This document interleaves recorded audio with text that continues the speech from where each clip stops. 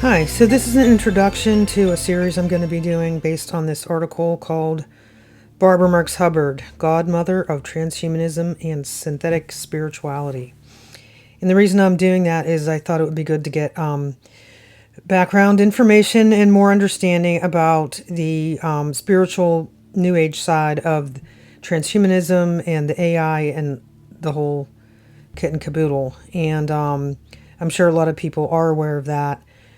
But for instance, talking to my family, a lot of them didn't even hear anything about Stargate.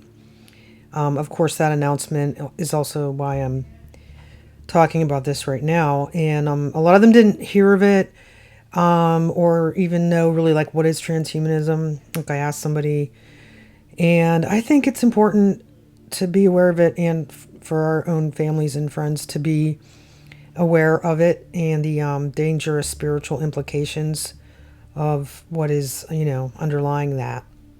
So what I'm going to do right here is I'm just going to read a few excerpts from the series. It'll probably be 4 parts, about 2 hours altogether. In each section, there's like a little summary about what it was about. So I'm just going to read a few of those to give you an idea so that you can decide whether you want to, listen to the rest of them, or of course I'll link the article below. You can read it yourself. It is not a 36-minute read. Maybe if you're reading it silently and you're a fast reader. So starting out right here under the title, he says, the late Barbara Hubbard, a Rockefeller-funded New Age guru, was critical to the development of the ideas, beliefs, and technology necessary to market transhumanism as spiritual enlightenment. Hubbard's vision of the transhuman future wasn't magically gleaned from peering into a crystal ball.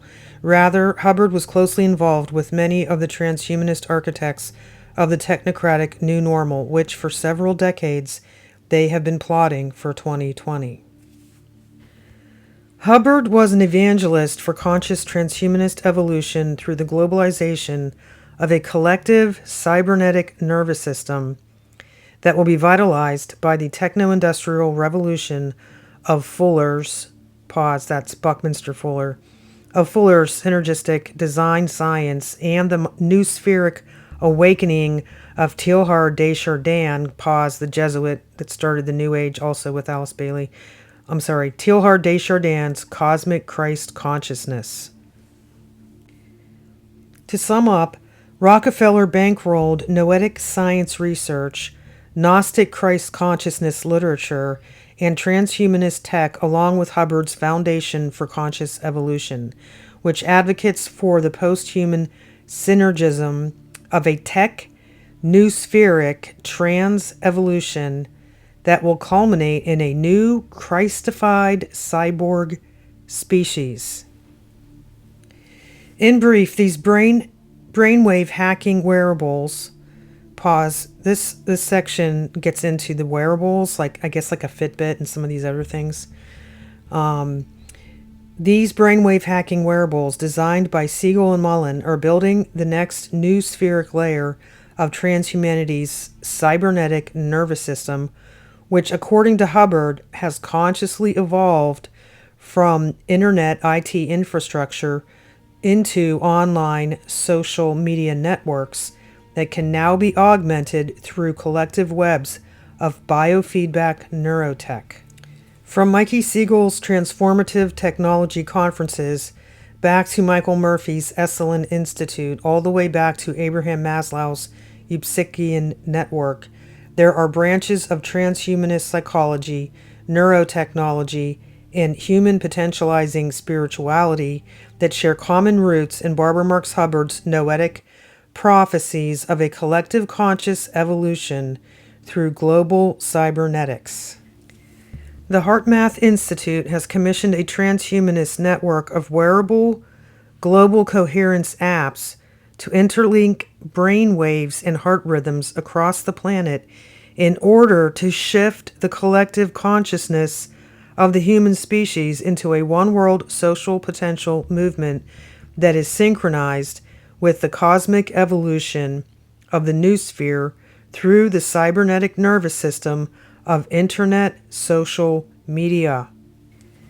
In turn, these transhumanist neurofeedback wearables are in position to biorhythmically induce synthetic states of bliss that will psychologically condition global populations to happily comply with the corporate communitarian mandates of the techno-fascist Fourth Industrial Revolution.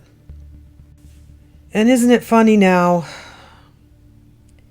that the Reawaken America, Reawaken side beat the reset guys, right?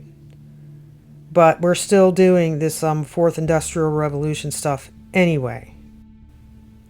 To be sure, if you think that Hubbard's New Age of the Singularity sounds like it promises to be empowering or utopian, stay tuned for the next installments in this investigative series as I document how she was an advocate for Malthusian eugenic population reduction.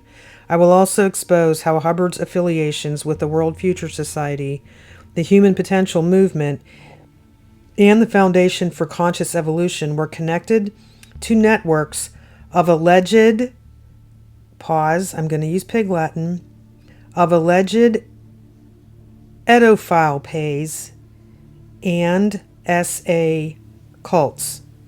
And here's another article I might be reading, but I'll wait and see if you guys seem interested in this topic.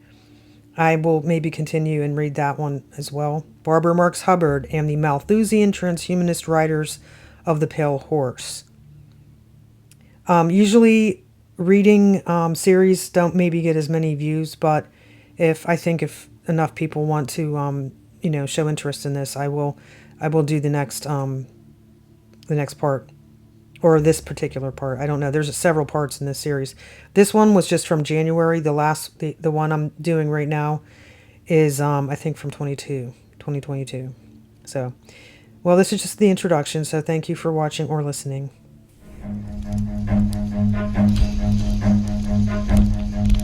Run.